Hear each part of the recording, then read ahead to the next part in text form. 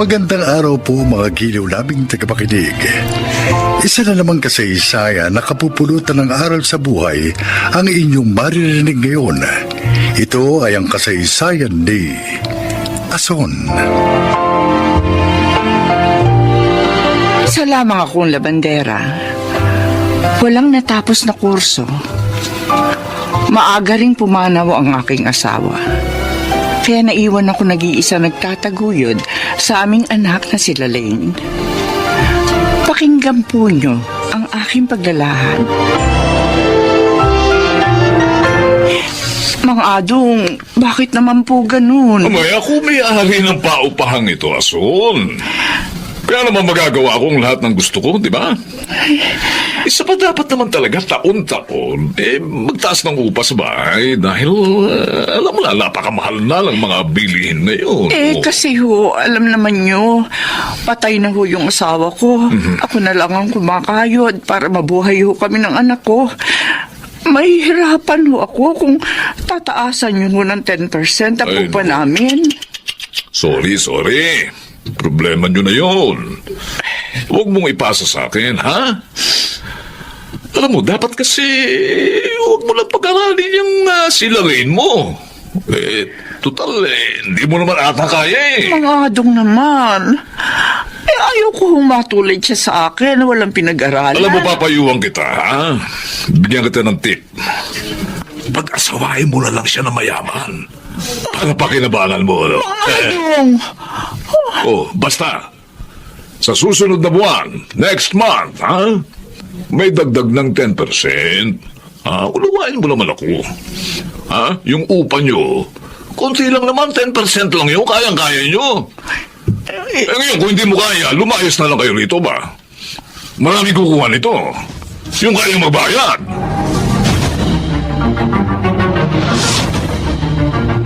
Nay, bakit hindi pa po kayo natutulog?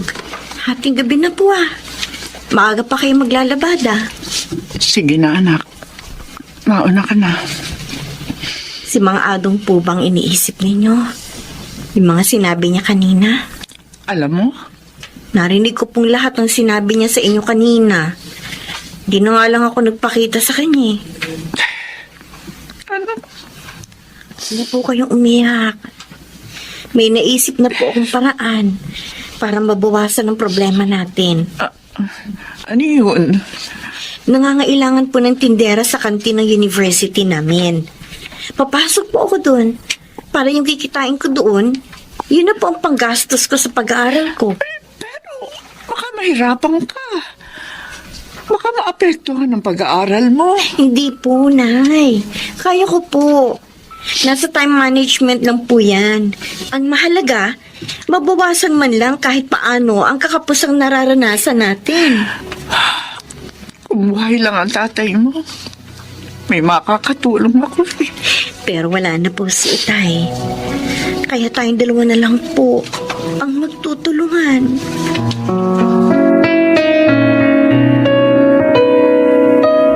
Jimbo, bakit mo ko dinala dito?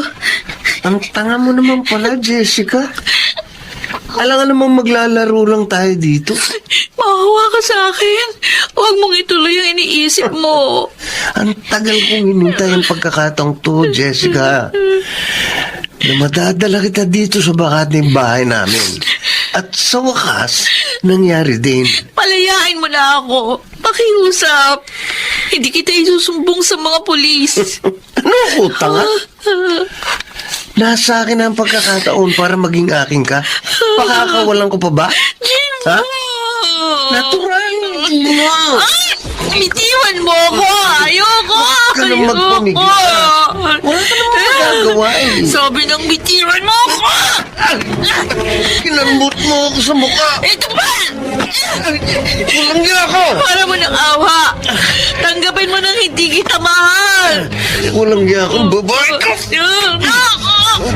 Sa lahat ng ayaw ko, yung sinasaktan ako ng babae. Ano ko? Isang suntok lang pala sa sikmura ang katapat mo eh. Ngayon, wala ka ng malay. magagawa ko na ang lahat ng gusto kong gawin sa'yo. Pagsasawaan kita, Jessica.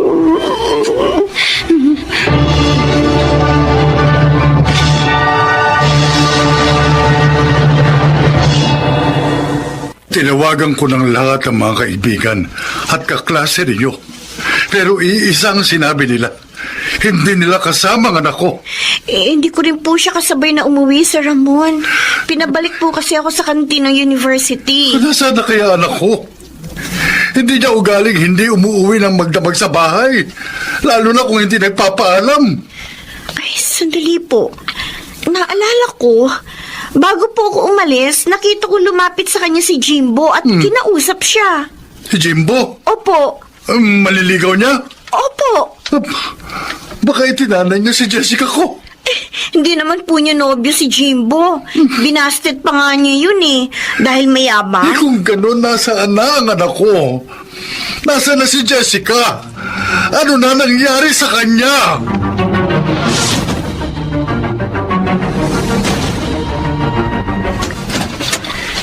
Good morning, Aling Ason. Ay, good morning din, Jimbo. Meron ka bang kailangan? May pinasasabi ba ang papa mo? Wala ho, wala. Gusto ko lang sanang magpalabas sa inyo eh. Umalis na kasi last week yung labandera namin. Ay, oo, sige, sige. Oh, mabuti nga, may dagdag kita ako eh. Salamat ho. Konti lang naman ho ito eh. Ito po sa lalagyan. Ah, sige. Dadaling ko na lamang sa inyo mamaya, ha? Naku, huwag na ho. Mapapagod pa kayo. Ako na lang ang kukuha dito sa inyo. Tsaka, eto nga po pala ang bayad ko. 1,000? Sa inyo na ho lahat yan. Pero sana po, huwag niyo sabihin kay Papa ha, na nagpalaba ako sa inyo. Ha?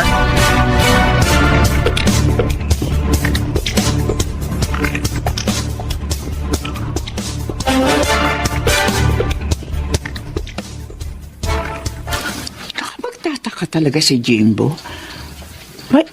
Parang bigla siyang bumait kaninang dumating dito. Binigyan pa ako ng malaking bahid sa pinalalaban niya sa akin. At ayaw din niya sabihin ko kay Mang Adong na nagpalaba siya sa akin. Bakit kaya? Tsaka, napansin ko rin, meron siya mga kalmot sa mukha. Bakit ganun? Sinong gumawa nun? Nay, narito na po ako. Narito ako sa kusina, Lalaine. Opo. Sorry po, natagalan ako. Maglalaban na po ba kayo? Oh, bakit ka nga pala natagalan? Dumaan po ako kina Jessica eh. Tumawag yung daddy ng best friend ko. Pinapunta po ako sa kanila. Daddy ni Jessica? Opo. O, bakit ka pinupunta ron? Kasi Nay, nawawala po si Jessica. Ano? Kukwento ko na lang po sa inyo ang lahat habang naglalaba. Naitahin na po. O, sige, mabuti pa nga. Basta anak, Po. unahin natin laban itong damit ni Jimbo. Dinala niya kanina rito. O, eto sa lagayan, o. Nagpunta dito si Jimbo? Oo. Nagtataka nga ako eh. Pero parang biglang bumait. Binigyan pa nga ako ng 1,000. Bayad daw dito sa pinalalaban niya. Ay, teka. Kukunin ko na sa plastic tong dinala niya. Ay, Nay, may nahulog sa kinuha niyong labahin, no? Ha? My God! Ang nahulog! Bracelet ni Jessica! Ano? Sigurado ka ba, anak? Opo! Suot niya po ito eh. Nahuli namin siya nakita. Ay, paano napunta yan kay Jimbo? Teka, yung mga damit ni Jimbo. Anak, ang t-shirt, may dugo. Oo nga, Nay! Oh, Diyos ko! Bakit may dugo ang t-shirt ni Jimbo? May kutob po ako, Nay. May kinalaman siya sa pagkawala ng best friend ko. Baka nga. Nakita ko. May mga kalmot siya sa mukha.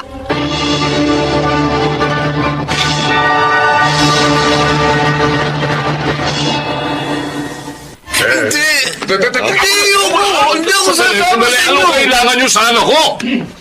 Bakit siya inuuli? May reklamo sa inyong anak, mister. Ano?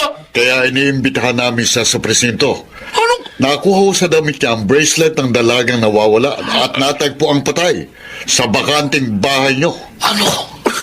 Pa, Jimbo? patulungan. Totoo ba ito? Tulungan niyo ako pa. Ah. Huwag niyo silang payagang isama ako. Ayoko makulong. Jimbo, totoo ba ang sinasabi nila? Papa, Sumama ka na lang ng maayos para hindi na tayo magkagulo pa dito. Mamang pulis, Oh. sandali lang. Baka pwede nating pag-usapan ito. Mabait naman itong anak ko Oh, eh. sige, sir. Pero doon tayo mag-uusap sa presinto namin.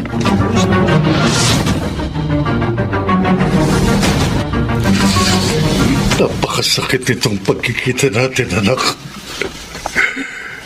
Nakabalik ka nga rito sa bahay natin. Pero patay ka na. Mang Ramon, nakikiramay ho kami. Kayo pala, Son, Lalern. Nalulungkot to ako sa nangyari sa kaibigan ko. Ang walang yung Jimbo na yon. Siya ang may kasalanan ng lahat. Hindi niya natanggap ang kabiguan niya sa anak ko, kaya niya dinukot, ginahasa at pinatay. Pero, paano po napunta sa bulsa ng pantalon niya ang bracelet na suot ni Jessica? Ayon sa pag-aamin niya sa mga pulis, kinuha niya yun kay Jessica. At hindi niya namalayang nailagay niya sa bulsa niya. Kaya pala. At yung mga kalmot niya, marahil, kalmot yun ni Jessica na manlaban sa kanya. Tama ka, Son. At nang mapatay niya sa saksak ang aking anak, naisip niyang palaban sa iyo ang damit niya upang maitago sa kanyang mga magulang ang ginawa niyang krimen. Kawawa naman ang kaibigan ko. Alamot na lamang sa Diyos dahil nakita niyo mga katibayan sa krimen na yun. Ang inaalala ko ho ngayon ay si Mang Adong. Malamang ho, nagalit yun. Dahil sa pagtestigo namin labang kay Jimbo.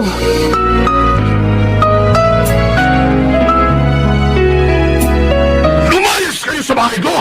Ngayon din! Hindi ko kailangan ng upa ninyo! Huwag naman ho. Maluwag! Wala ho kaming ibang malilipatan. Paalisin niyo agad kami. Wala rin ho kaming Wala akong pakialam! Basta naman gusto ko lumayas kayo rito. Ngayon din! Mga walang utang na loob kayo! Nakatira na nga kayo rito. Ipinahamak niyo pa ang anak ko! Oh. Nay, umalis na lang po tayo dito para wala nang gulo. Galit.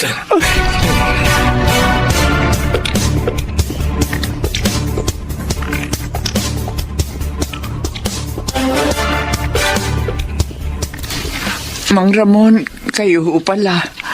Nalaman ko ang ginawa sa inyo ni Adong. Galit na galit ho siya. Kaya umalis na lang kami. At nakituloy muna po dito sa kapitbahay namin habang wala pa ho kami magagamit para sa bagong malilipatan.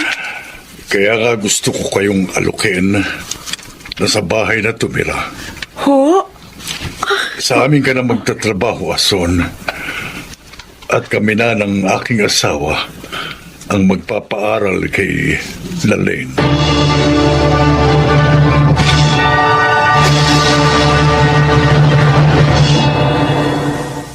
At doon na nga kami tumira sa bahay ni Sir Ramon. Sa kanila na ako nagtrabaho hanggang sa makatapos ng pag-aaral si Lalaine. Sana po'y kinapulutan niyo ng aral ang aking kasaysayan. Ako po si Ason, isang dating labandera, at ito ang aking buhay.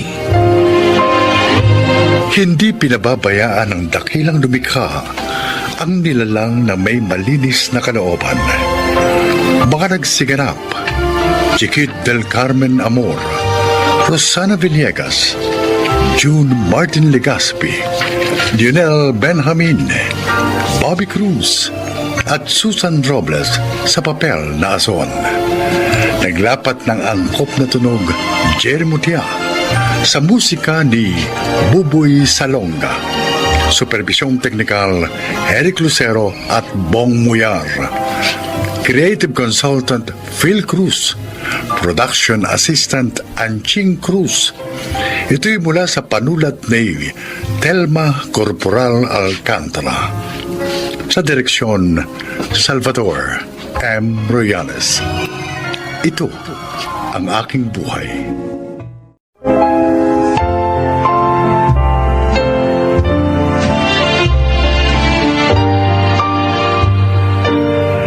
Mga kaibigan, sa araw na ito ay isang nilalang ang magbabahagi sa atin ng kanyang kasaysayan na kapupulutan ng aral sa buhay. Siya po ay si Norman. Ako po'y naninirahan dito sa Cavite. Isa po akong pianista. Bago mag-pandemic, tumutugtog ako sa ilang malalaking restaurant. Pakinggan po ninyo ang aking kasaysayan. Congratulations, Norman. Puring-puri ka na naman ang mga customer natin kanina. Napakahusay mo raw tumugtog. Plakado, sabi nila. Salamat po, ma'am. Talaga pong pinagbubuti ko po ang pagdugtog para masiyahan po ang lahat ng kumakain dito sa restaurant nyo. Kaya naman naisip ko, gawin ng everyday yung pagtugtog mo rito. Talaga po, ma'am Binita? Oo. At dahil doon, may increase din ang iyong sahod.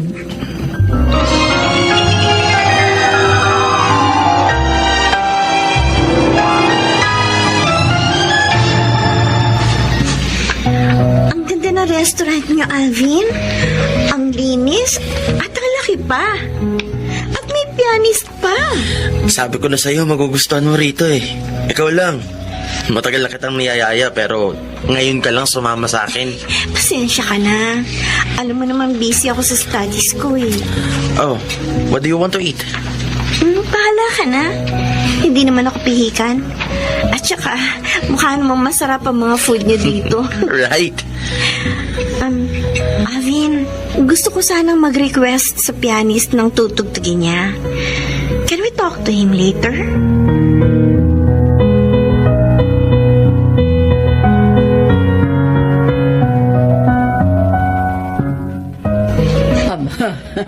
Mukhang nawili sa restaurant natin na ang nililigawan mo, anak. Nakailang request na siya sa pianista natin na si Norman. Actually, ma'am, gusto ko ang pagkawili ni Sheila sa place natin. She said she'll bring there her family and friends. Oh, very good. Isa lang ang ayoko. Ano naman yon? Yung pagkatuwa niya sa pianista natin na si Norman. Oh, Alvin. Humahanga lang si Sheila kay Norman. Yan nga ang ayoko, mami. Hindi pa nga ako sinasagot ni Sheila. May iba na siyang napapansin. Ayoko ng ganun.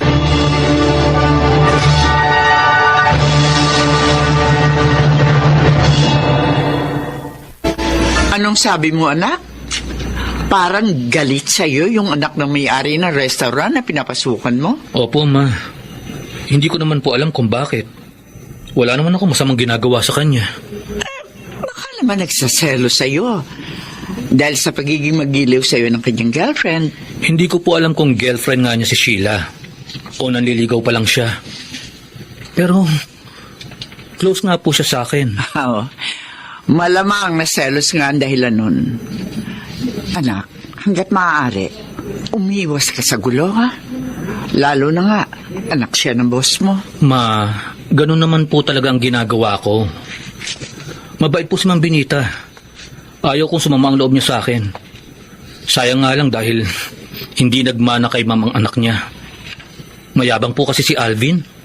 At kung kumilos, akala mo siga.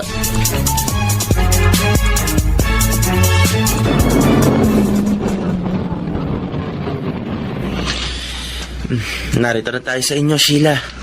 Salamat ulit, Alvin, ha? Alika, tumuli ka muna. Okay. Pamimeriendahin kita. Lagi na lang ikaw ang nagpapakain sa akin sa restaurant niyo, eh. Hi, Sheila. Tama-tama pala ang dating ko. Narito ka na.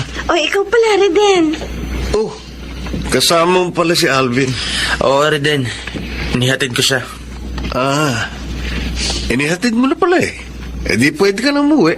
Narito na siya eh. Ano? Ano ka ba, Reden? Bakit mo ginaganyan ang bisita ko? Bisita mo rin ako, Sheila. At siya, kanina mo pa kasama. Kaya ayos lang kung umuwi na siya. Ako ang magsasabi kung uuwi siya. At hindi ko siya pinauuwi. Ngayon, baka naman isipin mo masama ang ugali ko. Kung gusto mo, kayong dalawa nga asikasuhin ko. Narinig mo ang sinabi niya, Reden? Hindi na.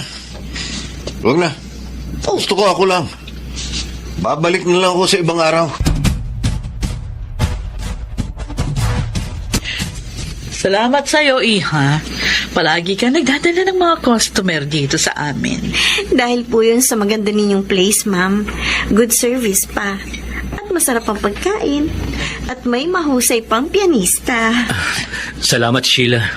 Minsan nga imbitahin kita sa amin para tumugtog. And then, ako ang kakanta. Ano nga palang order mo, Iha? Yun na rin pong favorite ko, ma'am. Okay. Oh, dyan ka muna, ha? Apo. At ipapaasikaso ko. Thank you po. Sheila, babalik na ako sa pwesto ko. Wait lang, Norman. Ito yung request ko. Sinulat ko para hindi mo malimutan. Okay. Sige, maiwan na kita. Wait. Iniiwasan mo ba ako? Kasi pag kinakausap kita, lagi kang nagmamadaling umalis. Iniiwasan ko lang na magalit ang boyfriend mo. Ay, hindi ko pa boyfriend si Alvin. Pero, aaminin ko, may feelings din ako sa kanya. Pinag-aaralan ko nga lang kung dapat ko na siyang sagutin. Pero kung magsiselo siya sa'yo, maiinis ako sa kanya. Sheila, Look, Norman, I really admire you. Dahil ang husay mong tumugtog. Hindi man itatanong, gusto ko maging isang concert pianist. Pero hindi nangyari. Dahil ang gusto ni na mami na tulungan ko sila sa business namin. Kaya, management ang pinako nila sa akin. ganun ba? Yeah. Pero ngayong nasunod ko na sila, naiisip ko, panahon na para gawin ko naman ang talagang gusto ko.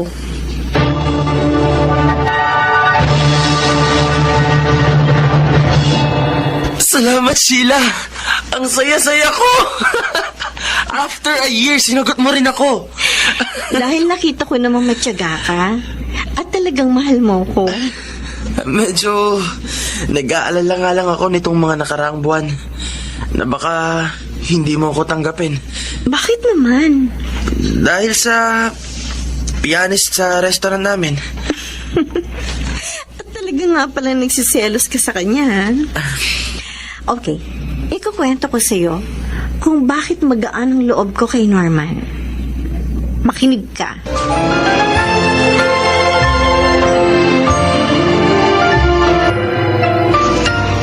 Saan ka galing, Alvin? Kanina pa narito ang food natin. Pinadagdagan ko ang food at tinawag ko rin si Norman. Ha? Bakit? Para sabayan tayong kumain. Alvin? Ngayong girlfriend na kita, gusto kong patunayan sa'yo na inalis ko na ang selos ko sa kanya.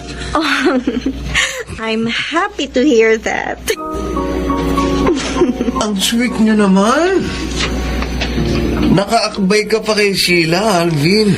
Natural, girlfriend ko na si Sheila. Totoo yun, Reden. Sana, tanggapin mo na lang ng maluwag sa loob mo ang lahat. Pwede ko namang gawin yun, Sheila. Pero gusto ko munang turuan ng leksyon ang mayamang na ito. Patalim! Ito ang masasabi ko sa'yo, ha? Na hindi mo ako dapat kinalaman. Kailangan makainis na. Hindi ka pwede tumakas! Ano ang nagutan mo ang pagsaksak mo kayo, Ivy?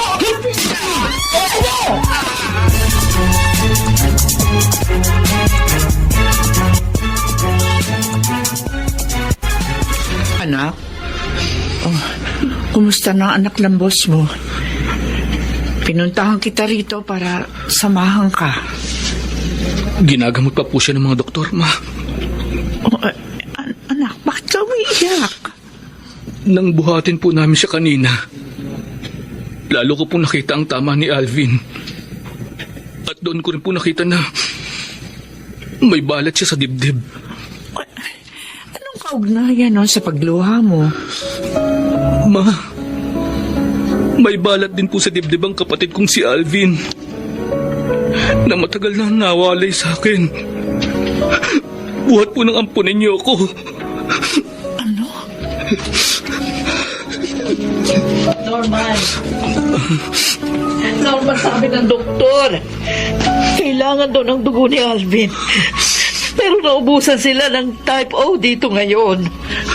Benita? Edna, ikaw nga. Magkakilala po kayo? Oo, anak. Siyang kasabay ko noon. Ang siyang umampon sa kapatid mong si Alvin.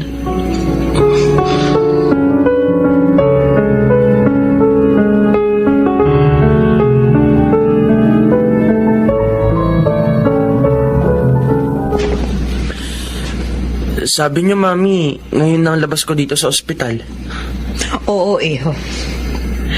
Nakapag-file na nga rin ako ng reklamo laban kay Reden. Salamat po. Sa dami ng ebidensya natin, kahit na may pera pa siya, siguradong makukulong siya. Talagang gusto ko pong managot siya. Inilagay niya sa panganib ang buhay ko. Buti na lang at may nag-donate ng dugo para sa akin. Totoo yan, Iho.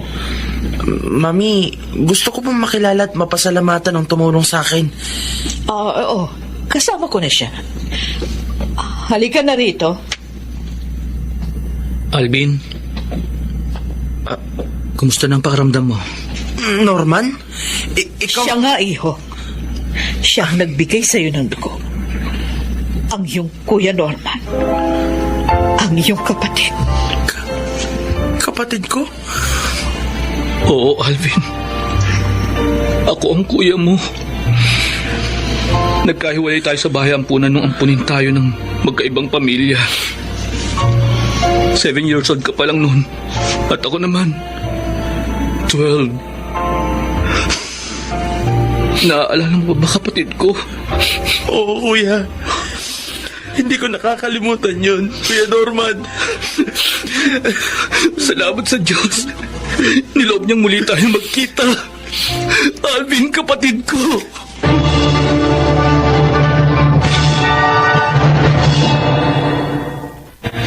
Napakasaya namin ni Alvin ng mga sandaling yon.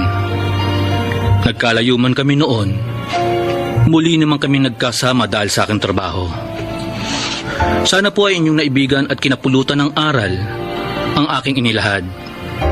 Ako po si Norman, isang pianista. At ito ang aking buhay. Mga bituin ng radyo na nagsiganap. Susan Robles, Angelo Alcantara, Rosana Villegas, Chiquit del Carmen Amor, Lionel Benjamin at Alan Ortega. Naglapat ng angkop na tunog Jerry Mutia. Sa musika ni Buboy Salonga. Supervisyong teknikal ni Eric Lucero at Bong Muyar. Creative consultant Phil Cruz. Katulong sa produksyon Anching Cruz. Sumulat ng ating kasaysayan Telma Corporal Alcantara. Sa direksyon Salvador M. Royales. Ito ang aking buhay.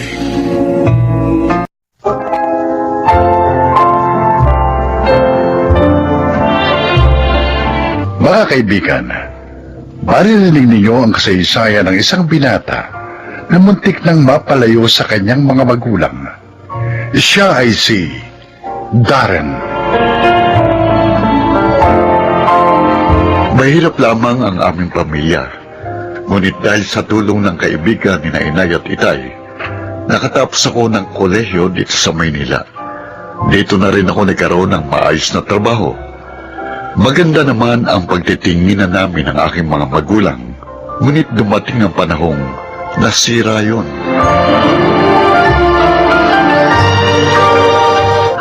At tinanggap na pala nitong dalaga ko ang pag-ibig mo, Darren. Opo, Ma'am Cora. Kaya po sinabi ko kay Femi na ipaalam na po namin ito sa inyo. Natutuwa ako at nagpapasalamat at ginawa mo ito. Ibig lang sabihin, ginagalang at nirerespeto mo ko.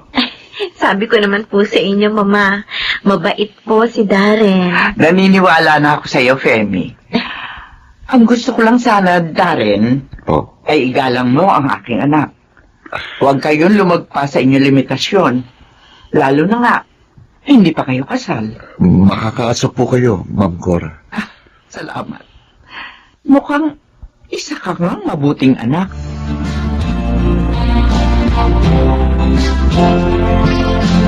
Kaya naman parang ibang sigla mo ngayon ah. Sinagot ka na pala ni Femi. Oo, mahal na mahal ko siya, Kevin. Siya ang babaeng gusto kong makasama habang buhay. Aba, mukhang nangangamoy kasalan na. Ang bilis ah. Ayoko nang patagalin pa eh. Gusto ko na siya makasama. Kaya ang bala kong yayain na siyang pakasal. Oh? Total, may ipon na rin naman ako at maayos na trabaho. Aba, naku eh. Dapat pala malaman na yan ni na Aling Lita at Mang Homer. Ha? Hindi, wala akong planong sabihin sa kanila. Ah, ano? Oh, bakit naman? May problema ba kayo ng mga magulang mo? Galit ako sa kanila eh. Ilang buwan ko na nga silang hindi pinadadalhan ng tulong. Ha? Oh, bakit naman, Darren? Kailangan nila ang tulong mo. Kasalanan nila. Kaya bahala sila.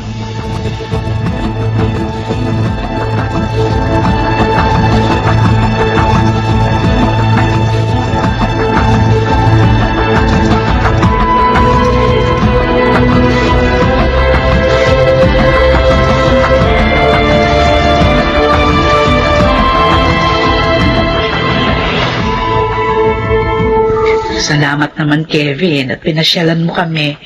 Holiday po kasi ngayon. At natapat pang weekend bukas, kaya umuwi ako. Dinalaw ko po si Lenay.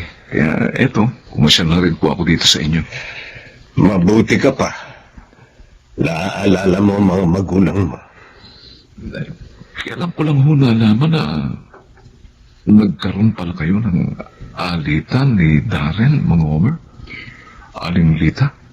Ay, paano? Hindi niya matanggap ang aming panig, ang aming paliwanag. Kaya pinagsalitaan niya kami ng masakit. At hindi na siya umuwi dito. Nalungkot nga po ako sa ginawa niya pinayuhan ko po siya na mali ang ginawa niya. Matigas ang ulo Ayaw makinig. Pati nga po sina inay at inay. Nadismaya rin kay Darren. Sabi na kaming makita siya. Ay, wala naman kami magagawa. Ay, galit siya. Ayaw niyang makipagkita sa amin.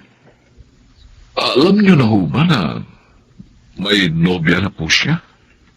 At nagbabalak ng pakasal?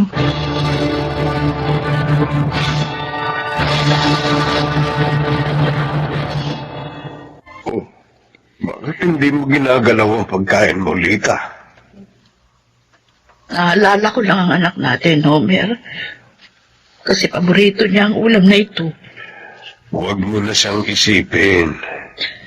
Magkakasakit ka lang kung lagi kang malulungkot at iiyak. Ay, hindi ko maiwasan. Saan ba tayo nagkulang ng pagpapalaki sa kanya?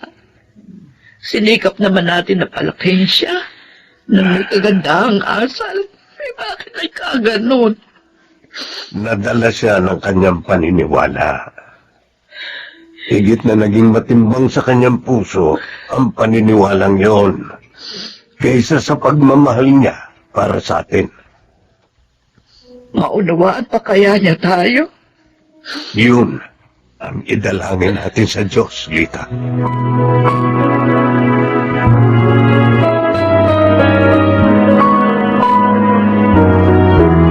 Oo, Darren.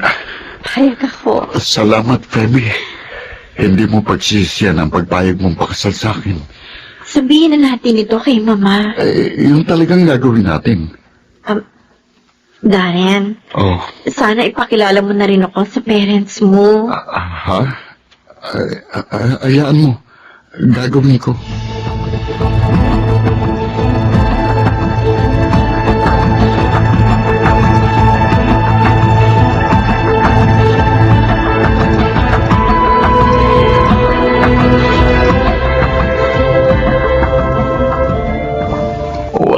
talagang balak na papuntahin dito sina Aling Lita at Mang Homer? Ay, paano sila makikilala nila Femi? Magdadahilan na lang ako para hindi na nila hanapin pa si Inay. Ayoko talaga silang ipakilala kina Femi dahil baka tulad ko, magalit din sila kina Inay. Bakit mo naman nasabi yan? Dahil ang alam ko, pareho lang kami ng pinaniniwalaan. Dahil lang doon, tuluyan mong itatakwil ang parents mo. Kevin, kasalanan sa Diyos ang gagawin mo. Alalahanin mo, sa kanila mo utang ang iyong buhay. Kasalanan nila kaya ako nagalit sa kanila. Ayaw nila makinig sa akin. Saradong isip nila. Pare, huwag ka magagalit, ha? Baka naman ikaw ang saradong isip. Kevin, Kasi hinahatulan mo na agad ang taong tumulong sa'yo. Ganoong wala pa namang hatol sa kanya ang batas.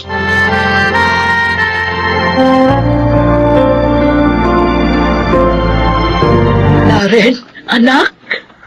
bakit kayo na pa rito? Sabik na kaming makita ka. Kaya nagpunta kami dito. Kumusta ka na? Ilang buwan ka lang hindi dumadalo sa bahay. Hindi ka rin nagte-text o tumatawag man lang. May sinabi na ako sa inyo noon, hindi ba? Darren, hanggang ngayon ba naman? Galit ka pa rin sa amin? Tapos na yun. Hindi ba pwedeng kalimutan na natin? Hindi kayo nakinig sa akin. Anak, yun ay dahil mali ka naman. Walang kasalanan ng kaibigan ko. Napatunayan na niya yun sa korte. Isa pa, tayo ay may kalayaang paniwalaan kung anong ibig natin. Bakit ka nagagalit sa amin? Pero hindi naman kami nagalit sa iyong pinanindigan. Kung nakinig kayo sa akin, maaaring hindi kami nabigo. Talaga bang mas mahalaga na sa iyo ang ibang tao kaysa sa amin ang mga magulang mo? Umalis na kayo. Marami pa akong gagawin. Darren! Halika na, Alita. Halika na. Umalis na tayo. Pinagsarahan na niya tayo ng pinto. Excuse me po. Oh, Bakit po nariya kayo sa labas?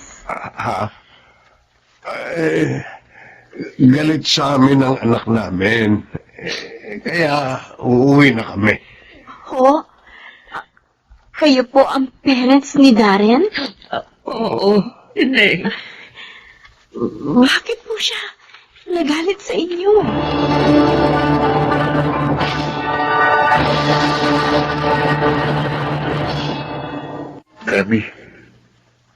Kami na pa ako dito sa inyo. Pero kanina ka pa walang tibo. Sumaba pakiramdam mo? Hindi. Nalulungkot lang ako. At nadidismaya. Bakit? At kanino ka nandidismaya? Sa'yo. Sa akin? Teka, hindi kita maintindihan. Nagpunta ako sa tinutuluyan mo kahapon. Dadalan sana kita ng baked macaroni. At naabutan kong lumuluha sa labas ng bahay mo ang mga magulang mo. Ha? At sa pagtatanong ko sa kanila, nalaman ko ang lahat. Karen, bakit mo ginawa sa kanila yun? Femi, umanig na inay sa mali. Sa vice mayor namin. Kahit na nga alam ng lahat na may dinispal kong pera yun. Ang sabi ng mga magulang mo, napawalang sala na ang vice mayor ninyo. Bakit galit ka pa rin? O baka naman, dahil hindi kayo pareho ng sinuportahan. Nabigong sinuportahan ko dahil sa kanila. My God, Darren. Sinisisi mo sila dahil doon? Bakit? 2 points lang ba ang laman ang sinuportahan nila sa kandidato mo? Bakit ka ba nagagalit sa akin? Pareho lang naman ang partidong sinuportahan natin. Oo, totoo. Pero open-minded kami ni Mama. Hindi namin sisirain ang pakikitungo namin sa aming pamilya, kamag-anak at kaibigan dahil lang sa sinuportahan namin. Hindi niya kami alipin.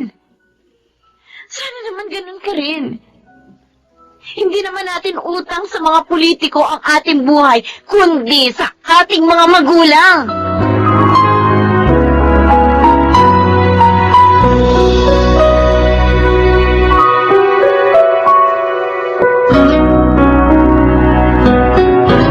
Tama ang mga sinabi mo sa kanya, anak. Oh, anong sabi niya? Hindi po siya kumikibo. Maya-maya nagpaalam na. Ay, nawa, magliwanag ang isip niya dahil sa mga sinabi mo. Dismayado po talaga ako sa kanya, ma. Akala ko pa naman, mabuti siyang anak. Hindi pala. Biro nyo, pinagkaitan niya ng tulong ang parents niya dahil lang sa naiinis siya. Minsan talaga, anak. Natatalo na silakbo ng damdamin ng tao. Kaya nga tayo na higit na nakauunawa, ang siyang dapat na magpaliwanag sa kanila. Tulungan natin sila na mapagtagumpayan at labanan ang silakbo ng damdamin iyon.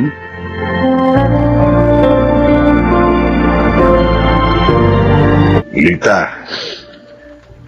nalulungkot ka na naman. Siyempre, hindi mo naman may aalis sa akin yun, Homer. Nasasaktan pa rin ako.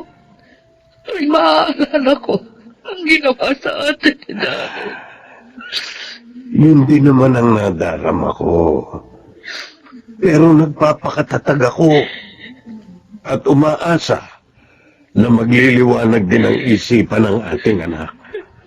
Nay, Tay, Homer, si Darren narito. Darren, anak, patawarin po ninyo ako, Nay.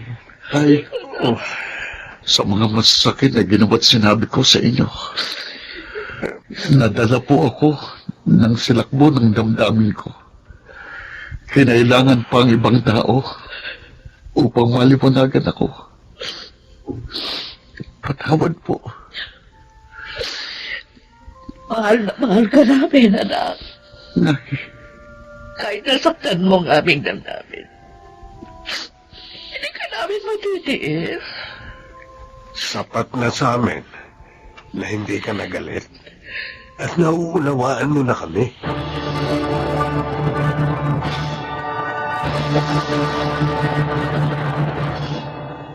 muli ako nakadama ng saya sa aking damdamin nang magkayos kami ng aking mga magulang. Nagkasundo rin naman kami ni Femi at ngayon ay kasal na kami.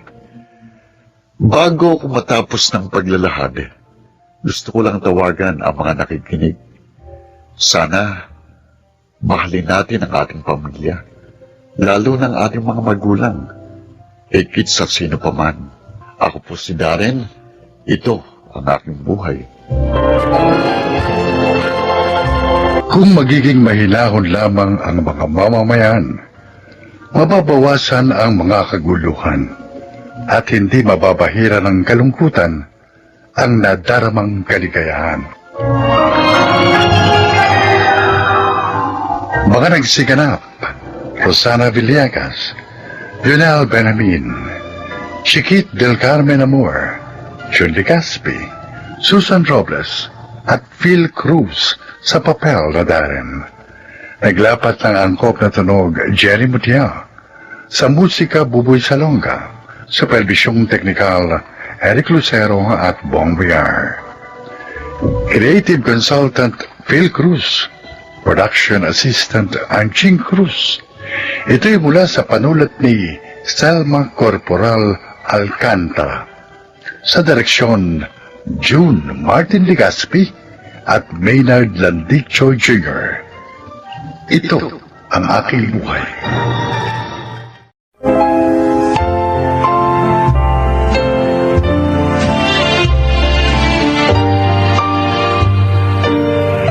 Mga kaibigan, sa araw na ito ay isang nilalang ang magbabahagi sa atin ng kanyang kasaysayan na kapupulutan ng aral sa buhay. Siya po ay si Norman. Ako po'y naninirahan dito sa Cavite. Isa po akong pianista. Bago mag-pandemic, tumutugtog ako sa ilang malalaking restaurant. Pakinggan po ninyo ang aking kasaysayan. Congratulations, Norman. Puring-puri ka na naman ang mga customer natin kanina. Napakahusay mo rin tumugtog. Plakado, sabi nila. Salamat po, ma'am. Talaga pong pinagbubuti ko po ang pagtugtog. Para masiyahan po ang lahat ng kumakain dito sa restaurant nyo. Kaya naman naisip ko, gawin ng everyday yung pagtugtog mo rito. Talaga po, Ma'am Benita? Oo. At dahil doon, may increase din ang iyong sahod.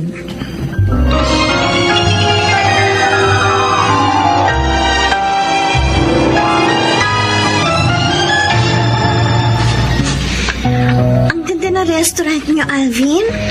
Ang linis at ang laki pa. At may pianist pa. Sabi ko na sa'yo, magugustuhan mo rito eh. Ikaw lang.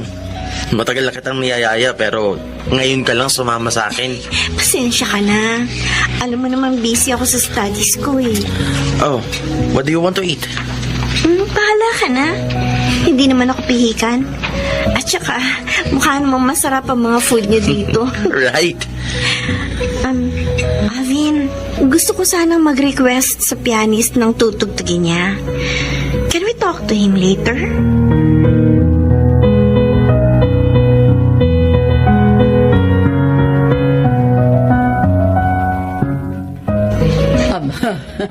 Mukhang nawili sa restaurant natin na ang nililigawan mo, anak. Nakailang request na siya sa pianista natin na si Norman. Actually, ma'am, gusto ko ang pagkawili ni Sheila sa place natin. She said she'll bring there her family and friends. Oh, very good. Isa lang ang ayoko. Ano naman yon? Yung pagkatuwa niya sa pianista natin na si Norman. Oh, Alvin. Humahanga lang si Sheila kay Norman. Yan nga ang ayoko, mami. Hindi pa nga ako sinasagot ni Sheila. May iba na siyang napapansin. Ayoko ng ganun.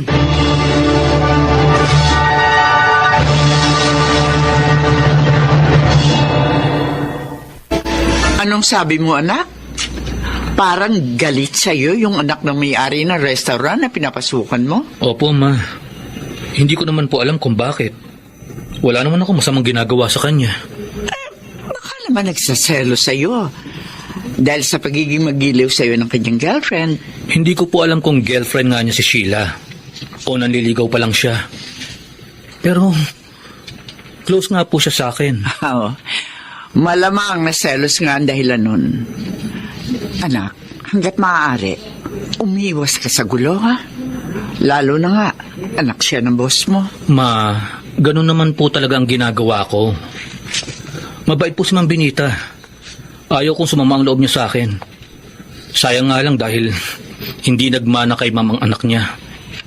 Mayabang po kasi si Alvin. At kung kumilos, akala mo siga.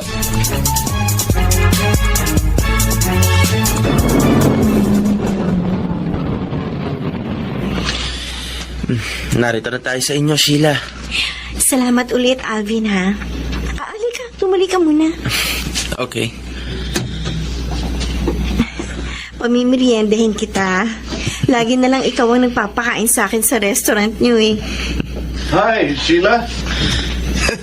Tama-tama pala ang dating ko. Narito ka na. O, ikaw pala, Reden. Oh, kasama mo pala si Alvin. Oo, Reden. Inihatid ko siya. Inihatid mo na pala eh. Eh di pwede ka na umuwi. Narito na siya eh. Ano? Ano ka ba, Reden? Bakit mo ginaganyan ang bisita ko? Bisita mo rin ako, Sheila. At siya, kanina mo pa kasama. Kaya ayos lang kung buwi na siya. Ako ang magsasabi kung uuwi siya. At hindi ko siya pinauuwi. Ngayon, baka naman isipin mo masama ang ugali ko. Kung gusto mo, kayong dalawa nga asikasuhin ko. Narinig mo ang sinabi niya, Reden? Hindi na. Huwag na. Gusto ko ako lang. Babalik na lang ako sa ibang araw. Salamat sa'yo, Iha. Palagi ka nagdadala ng mga customer dito sa amin. Dahil po yun sa maganda ninyong place, ma'am. Good service pa. At masarap ang pagkain. At may mahusay pang pianista. Salamat, Sheila. Minsan nga imbitahin kita sa amin para tumugtog. And then, ako ang kakanta. Ano nga palang order mo, Iha? Yun na rin pong favorite ko, ma'am. Okay. Oh, dyan ka muna, ha? Apo. At ipapaasikaso ko. Thank you po. Sheila, Babalik na ako sa pwesto ko. Wait lang, Norman. Ito yung request ko. Sinulat ko para hindi mo malimutan. Okay.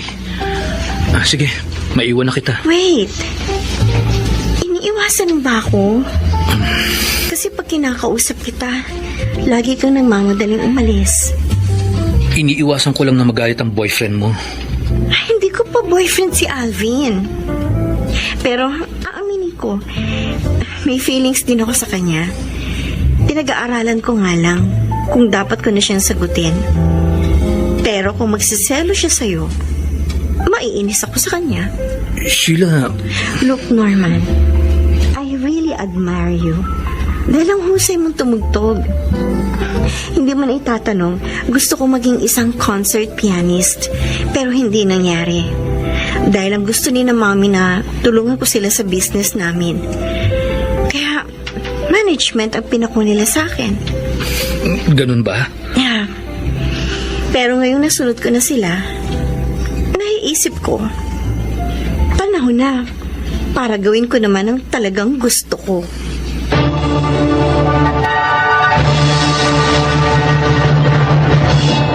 Salamat, Sheila! Ang saya-saya ko! After a year, sinagot mo rin ako. Dahil nakita ko namang matyaga ka at talagang mahal mo ko. Medyo nag-aalala nga lang ako nitong mga nakaraang buwan na baka hindi mo ako tanggapin. Bakit naman? Dahil sa pianist sa restaurant namin. At talaga nga pala nagsiselos ka sa kanya, ha?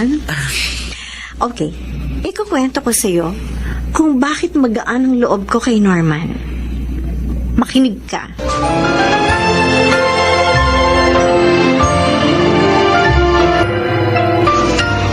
Saan ka galing, Alvin? Kanina pa narito ang food natin. Pinadagdagan ko ang food at tinawag ko rin si Norman. Ha? Bakit? Para sabayan tayong kumain. Alvin? Ngayong girlfriend na kita, gusto kong patunayan sa'yo na inalis ko na ang selos ko sa kanya. Oh, I'm happy to hear that. Ang sweet niyo naman. Nakaakbay ka pa kay Sheila, Alvin. Natural, girlfriend ko na si Sheila. Totoo yun, Riden. Sana, tanggapin mo na lang ng maluwag sa loob mo ang lahat. Pwede ko namang gawin yun, Sheila. Pero gusto ko munang turuan ng leksyon ang mayamang na ito. Patalim! Ito ang masasabi ko sa'yo, ha? Na hindi mo ako dapat kinalaman. Kailangan makainis na.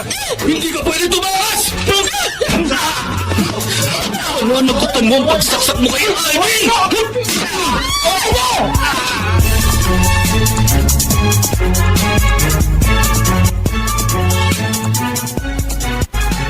Anak, kumusta na ang anak ng boss mo? Pinuntahan kita rito para samahan ka. Ginagamot pa po siya ng mga doktor, ma. Anak, bakit ka umiiyak? Nang buhatin po namin siya kanina, lalo ko po nakita ang tama ni Alvin. At doon ko rin po nakita na may balat siya sa dibdib. Anong kaugnayan nun sa pagluha mo? Ma, may balat din po sa dibdib ang kapatid kong si Alvin na matagal na nawalay sa akin. Buhat po ng ampunin niyo ako. Ano? Norman, sabi ng doktor, kailangan daw ng dugo ni Alvin. Pero naubusan sila ng type O dito ngayon. Benita? Edna, ikaw nga. Magkakilala po kayo? Oo, anak. Siyang kasabay ko noon. Ang siyang umampon sa kapatid mong si Alvin.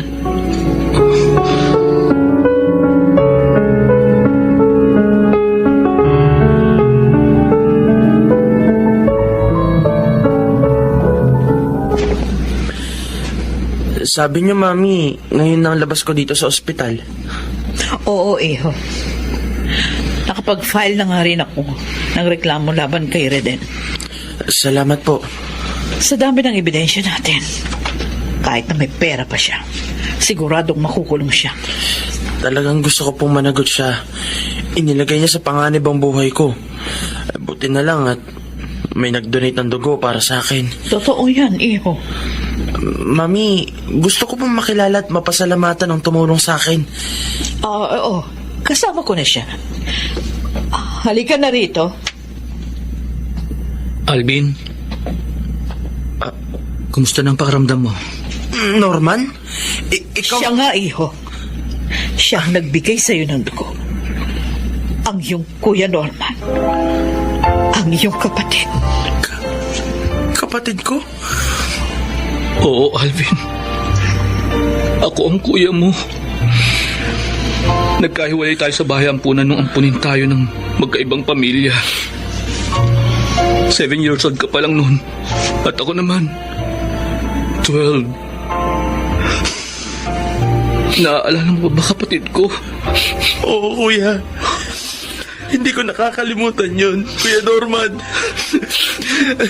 Salamat sa Diyos. Niloob niyang muli tayo magkita. Alvin, kapatid ko.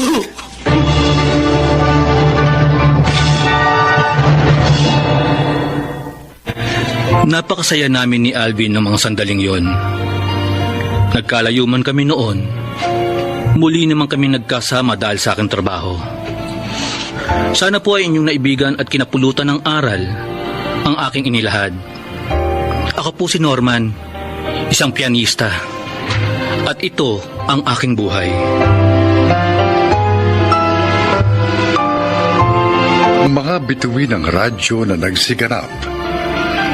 Susan Robles, Angelo Alcantara, Rosana Villegas, Chiquit del Carmen Amor, Lionel Benjamin at Alan Ortega. Naglapat ng angkop na tunog Jerry Mutia. Sa musika ni Buboy Salonga. Supervisyong teknikal ni Eric Lucero at Bong Muyar. Creative consultant Phil Cruz. Katulong sa produksyon Anching Cruz. Sumulat ng ating kasaysayan Telma Corporal Alcantara. Sa direksyon Salvador M. Royales. Ito ang aking buhay.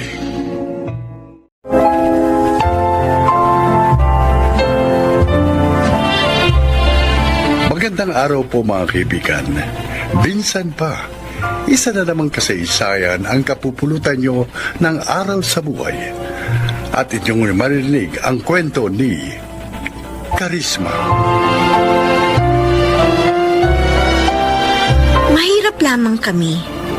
Dahil sa kahirapan, namatay si inay nang hindi nalulunasan ang karamdaman niya.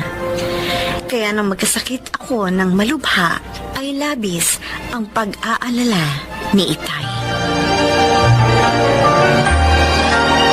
Tay, ano pong sabi ng doktor? Ano raw po yung sakit ko? Anak, may sakit ka raw sa puso at kailangan mo nang maoperahan. Paano po yun? Wala naman po tayong pera. Akong bahala, anak.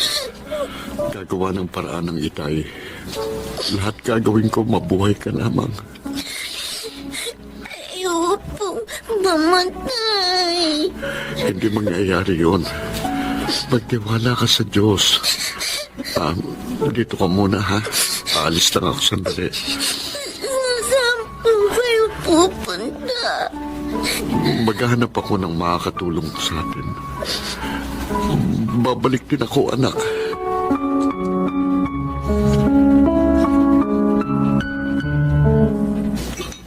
Oh. Dalia, mukhang nagmamadali kang kumain. May lakad ka ba? Yun talaga ang sasabihin ko sa iyo, Claro. Oh. Gusto ko sanang puntahan yung anak ni Norman sa ospital. Nadala na naman pala sa ospital si Karisme. Oo. Naawa nga ako kay Norman eh. Wala pang 1 taon nang mamatay ang asawa. Ang anak naman na may sakit ngayon. O di sige, bahala ka. Puntahan natin, ha? Sasamahan mo ko? Oo naman. Dalawa tayong tutulong sa mag-ama. Salamat, ha. Napakagaan kasi ng loob ko kay Karisma, eh.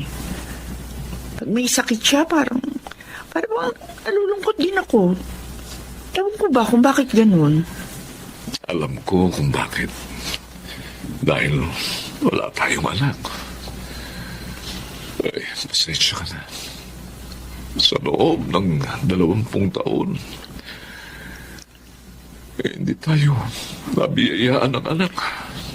Totoo, nalulungkot ako. Pero hindi ko naman pinagsisisihan ang pagpapakasal sa'yo. Responsable kang asawa at napakabait, Claro. Sandali. May tumatawag sa cellphone ko. Sasagutin ko lang. Hello? Sino po si Nat? Oo, opo. Ito nga po. Istasyon ng pulis? Bakit ho? Anong... Si Normal nakakulong? Okay. Opo. Sige, ngayon din. Pupunta kami dyan. Claro, anong sabi ng kausap mo? Si Norman? Nakakulong? Opo. Belia, siya muna ang puntahan natin, ha? Bago si Karisma.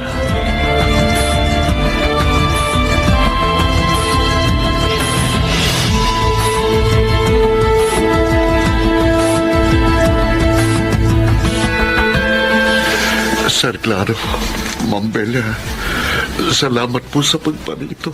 Norman, bakit mo ginawa yun? Bakit mo pinatay ang matandang yun? Nakita kong kumuha ng malaking halagang matandang yun sa bangko. Natukso po akong kunin sa kanyang pera Oh, Diyos ko. para ho sa operasyon ni Karisma. Pero nalaban ho ang matanda. Kaya nasaksak ko siya. At ang masakit, namatay siya.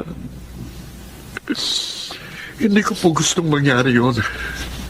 Pero lang nakangad ko para po sa aking anak. Pero lalong malaking problema ito. Oo nga. Makukulong ka ng matagal. Parang awa niyo na po. Tulungan niyo ang aking anak. May sakit siya sa puso at kailangan maoperahan. Ano? Sa puso? Ang sakit ni Karisma? Opo, tulad din ng kanyang ina. Sir, ma'am, ayokong mamatay ang anak ko. Tulungan niyo siya para niyo ng awa. Kahit huwag na po ako, siya na lang po.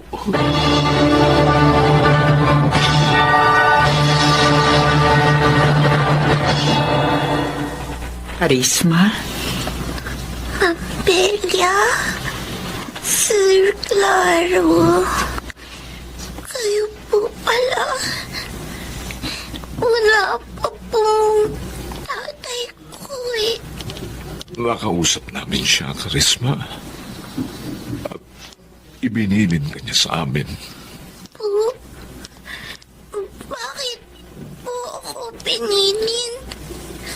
Nasaan po si Tay? May mahalagang pinuntahan ng tatay mo. Habang wala siya, kami muna mag-aalaga sa'yo. Umalis po siya nang hindi nagsabi sa akin. Bakit po ganun? Babalik din ang tatay mo. At huwag ka mag-alala. Hindi ka namin pababayaan. Oo nga, Karisma. Kami ang bahala sa'yo. Ipagagamot ka namin.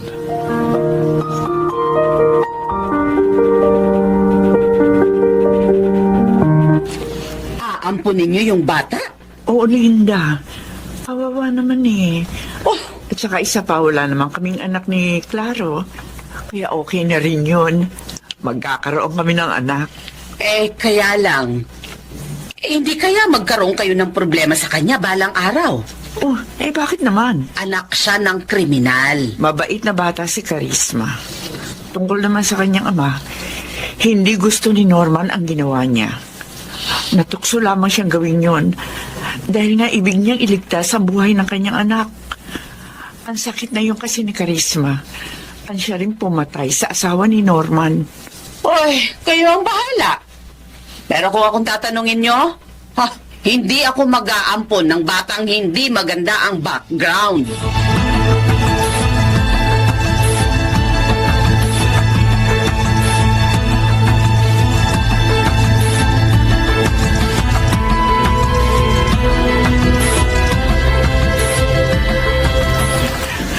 Masaya kami at magaling ka na ngayon, Karisma. Oo nga.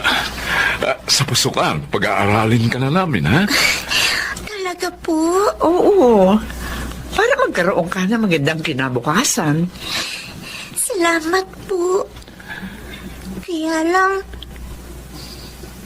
si Itay, hanggang ngayon, hindi pa rin siya bumabalik. Nasaan po ba siya?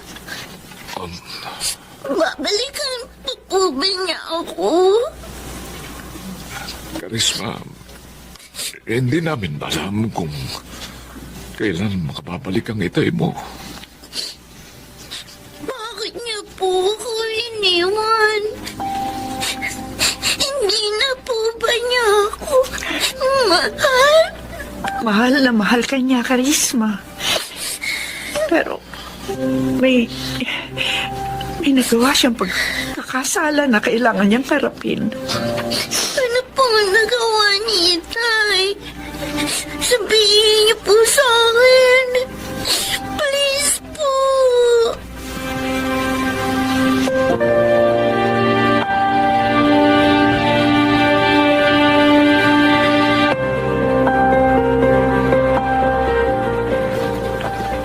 Norman, may kasama akong dumalaw sa iyo.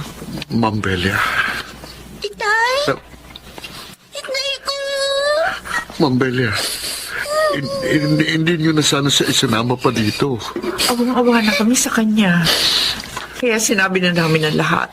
Matapos siyang gumaling sa kanyang sakit. Ayaw niya na po ba akong makita, Itay? Anak, gustong-gusto kitang makita. Gustong-gustong makasama. Pero alam kong hindi na mangyayari yon dahil sa nagawa kong kasalanan. Anak. Magpakabait ka sana kina Ma'am Belly at Sir Claro, ha? Mahalin mo sila at paglingkuran.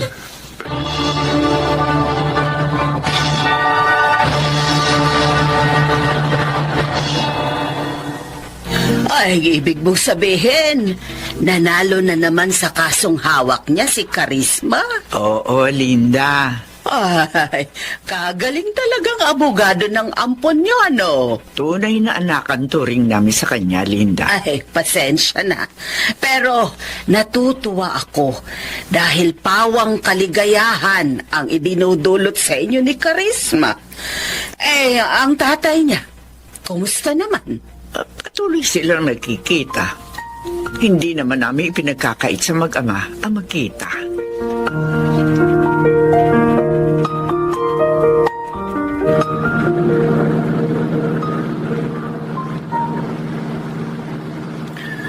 May gusto ka pa bang puntahan natin, Karisma? Mukhang nasa mood kang samahan ako today, Ronnie. Last week, hindi kita nasamahan sa makalakad mo. Kaya gusto ko naman makabawi today. Nag-aalala nga ako eh. Bakit naman? Baka sinamahan ka ng ibang maniligaw mo. Wala, no? Ikaw ang boyfriend ko. Kaya bakit ako magpapasama sa kanila? Ay, gusto ko sanang dumaan sa correctional. Ha? May bago akong kliyente dun eh. Okay. Alam mo, nagtataka lang ako. Bakit sobra-sobra ang pagtulong mo sa mga bilanggo? Naaawa ako sa kanila. Kasi yung iba sa kanila, hindi kayang kumuha ng abogado at nakagawa ng pagkakasala dahil sa kahirapan. Tulad ng tatay ko. Ano? Bilanggo ang tatay mo? Oo, Ronnie. Nakapatay siya at nakulong nang dahil sa akin.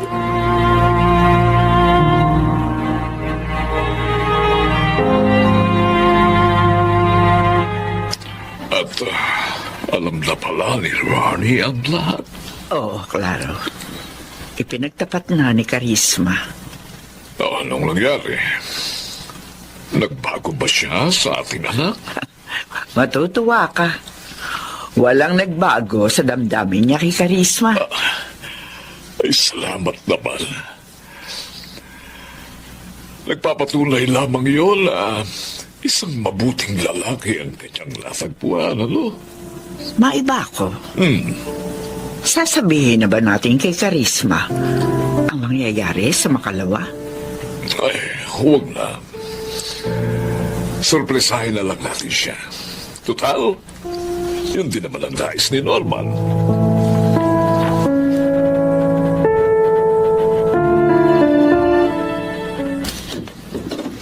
Mami?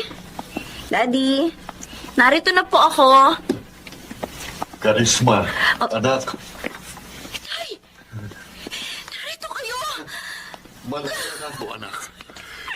Hindi ko lang sinabi sa iyo nung uli nating pagkikita. Dahil gusto kong sorpresahin ka.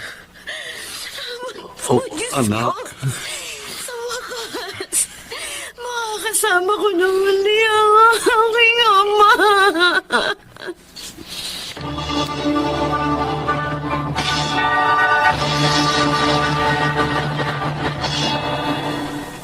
Muli kong nakasama si Itay. Nilimot namin ang mapait namin nakaraan. Naunawaan naman kami ni na Mami Belia at Daddy Claro. Sana po ay inyong kinapulutan ng aral ang aking kasaysayan. Ako po, si Karisma. At ito ang aking buhay. Mapait man ang nakaraan, maaari pa rin maging matamis ang kinabukasan. Huwag lamang mawawala ng tiwala sa dakilang lumikha. Mga nagsiganap, Phil Cruz, June Martin Legaspi, Susan Robles, Jenaline de la Cruz, Maynard Landicho Jr., at Chiquit del Carmen Amor sa papel na Karisma. Naglapat ng angkop na tunog Jerry Mutia, sa musika Buboy Salonga, supervisyong teknikal Eric Lucero at Bong Biar, creative consultant Phil Cruz, production assistant Anching Cruz. Ito'y mula sa panulat ni Telma Corporal Alcantara, sa direksyon Salvador M. Royales. Ito ang aking buhay.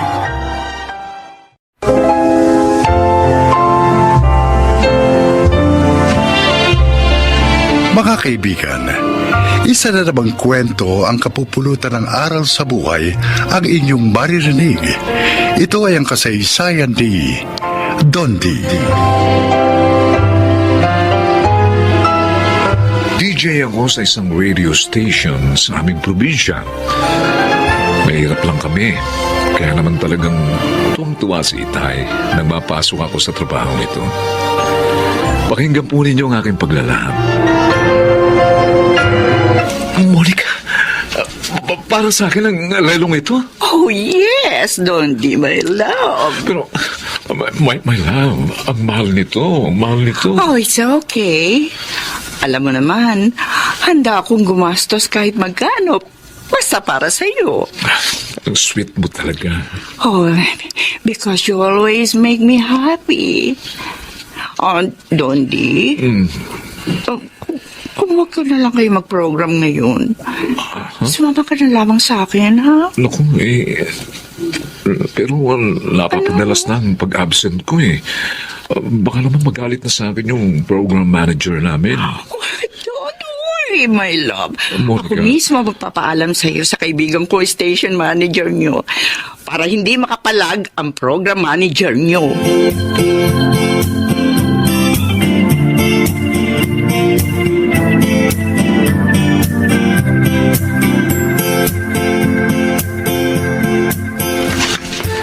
Hating gabi ka nang umuwi, anak.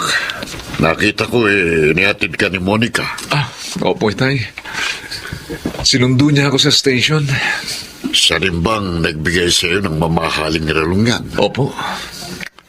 Anak, Mali ang ginagawa mo eh. Huh? Dalawang babaeng niloloko mo. Si Emmy na matagal mo ng nobya at si Monica. Ginagawa mo siyang sugar mommy. Tay, hindi ko naman po sinadya ito eh. Nagkagusto siya sa akin. At ginagastusan ako. O kasalanan ko ba yun? Hindi naman, Kasalanan di ba? mo pa rin, anak. Kasalanan mo pa rin. Dahil sinasamantala mong pagkahibang na sa'yo. Putulin mo ng relasyon nyo. Habang hindi ka pa napapahamak.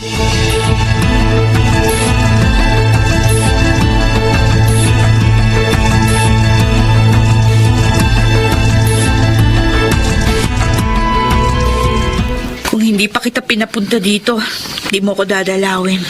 I'm sorry, Emmy. Naging busy ako sa station eh. May dalawang kasama ako na nag-leave, kaya yun, akong isa sa pumalit sa trabaho nila. Baka naman naging abala ka lang sa mga listener mo na naloloko sa'yo. Ito naman, hindi naman totoo yan. Di ba sabi ko sa'yo, nagbago na ako. Sana nga, Donti. Totoo. Kasi honest naman ako sa'yo eh. Mula nung maging tayo. Sana, maging tapat ka rin sa akin.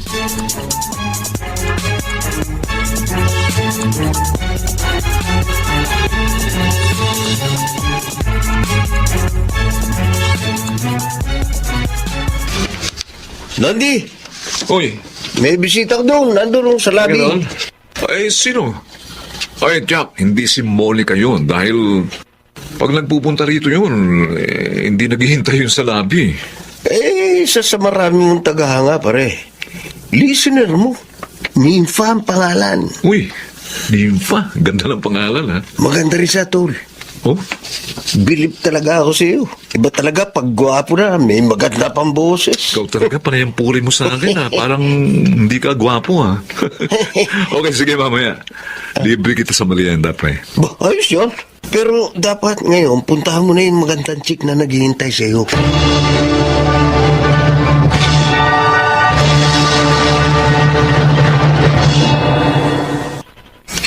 Sobrang saya ko talaga, DJ Dondi. Dahil sumama ka sa akin mag-dinner. Yan naman talaga ang gusto kong mangyari. Ang mapasaya ka ngayong birthday mo. You know what? Hindi ka lang basta gwapo at maganda ang boses. Kind, sweet, and gentleman pa. At ikaw naman, ang ganda mo. Di bagay tayo. Baka naman magalit ang BF mo. Oh, I'm single, Dondi. Kaya, pwede tayo.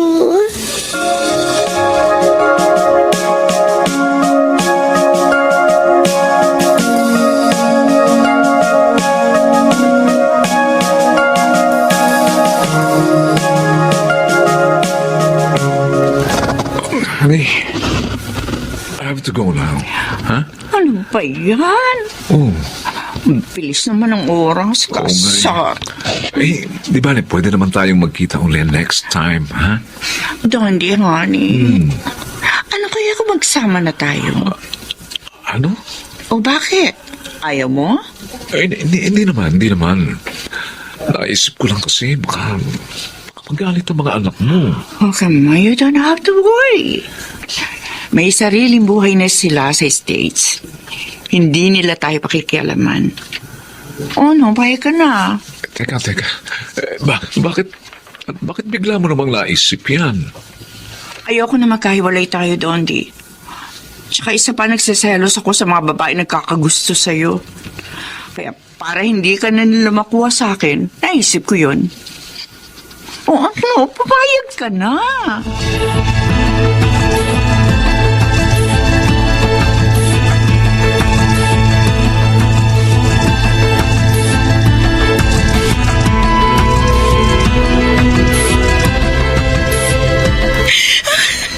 Ang sama mo, Donti. Niloko mo na naman ako. May kinakasama ka na palang mayamang matanda. Kung hindi pa kita sinubaybayan, hindi ko malalaman ang mga kalokohan mo. At may karelasyon ka pang isang mas bata sa'yo. Sinaktan mo na naman ang damdamin ko. At 3 pa kaming niloloko mo ngayon. Sayang lang. Sayang lang ang pagmamahal at pagkakataong binigay ko sa'yo, Dondi. Hindi ko na makakaya to. Ayoko na.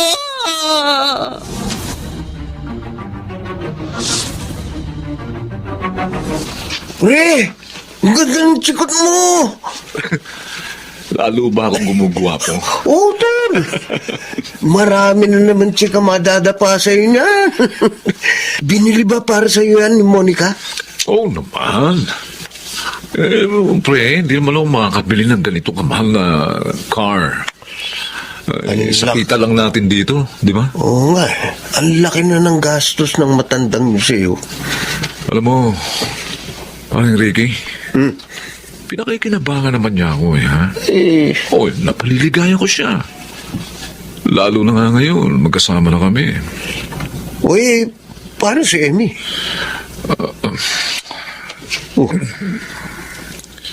Biglang ganyan ang reaction mo. Nakipag-break na siya sa akin eh. Nabisto niya ang tungkol kina Nympha at Monica. Ganun ba? Pare, matanong nga kita. Sino ba sa 3 ang mahal mo? Si Monica, si Nympha o si Emmy? Siyempre, si Emmy, pare. Siya ang long-time girlfriend ko. Sina Nympha at Monica, pastime lang ang mga yon. Mahirap yan, pre. Hindi lang 2 ilog ang pinamamangkaan mo eh. 3 pa. Baka lumubog ka niyan.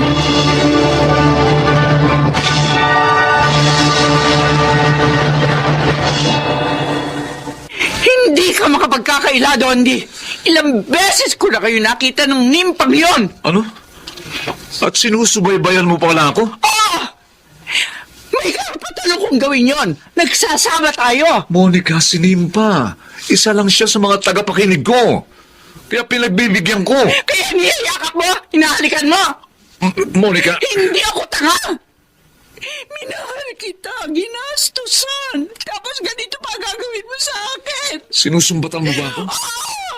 Dahil lahat binigay ko sa'yo. Maging maligaya ka lang. O bakit? Pinakikinabangan mo na naman ako, di ba? Dahil ikaw na rin ang nagsabi. Napaliligaya kita. Kaya amaros lang tayo. Yaka. Sinampal mo ko? At hindi lang yan ang gagawin ko sa'yo. Dahil sa panluloko mo sa akin. Ako kong malit na bote. Ibubuhos ko sa'yo. Monica! Bagay sa'yo doon. Masira.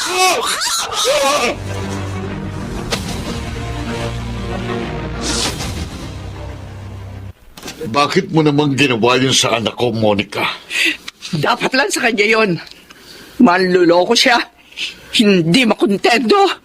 Sana hiniwalayan mo na lang siya. Para ano? Para maging malaya siya? Hindi, Mang Homer. Dapat sa kanya parusahan. Kaya ginawa ko yon. At kung dahil doon makukulong ako, handa akong tanggapin yon. Mabawasan lang ang matulad niya dito sa mundo.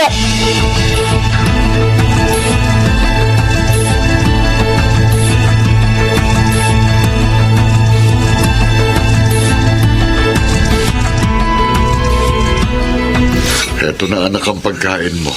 Halika't susubuan na kita. Ewan ko kumain tayo.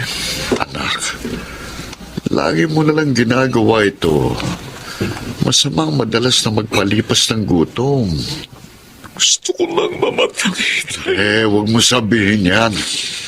May kabuluhan ka pa dito sa mundo. Kasalanan ko, Itay. Kasalanan ko kaya ako sinapit ito. Hindi ako nanganig sa iyo. Ngayon wala na lahat ng mga magagandang katangian ko. Ang mga ilagaan sa akin, Itay. Wala na.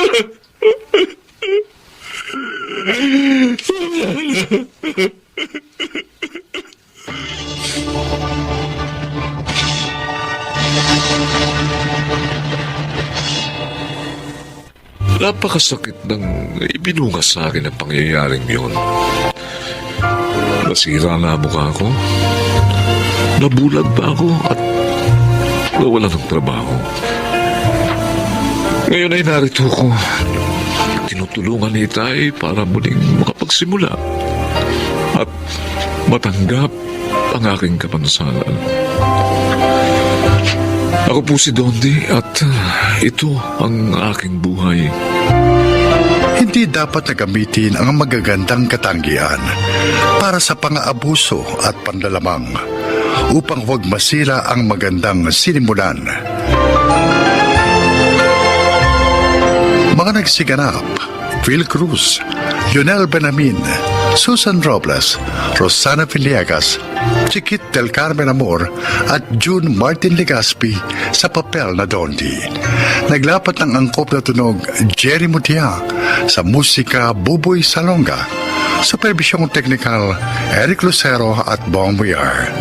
Ito'y mula sa panulat ni Telma Corporal Alcantara, sa direksyon Salvador M. Reales. Ito ang aking buhay.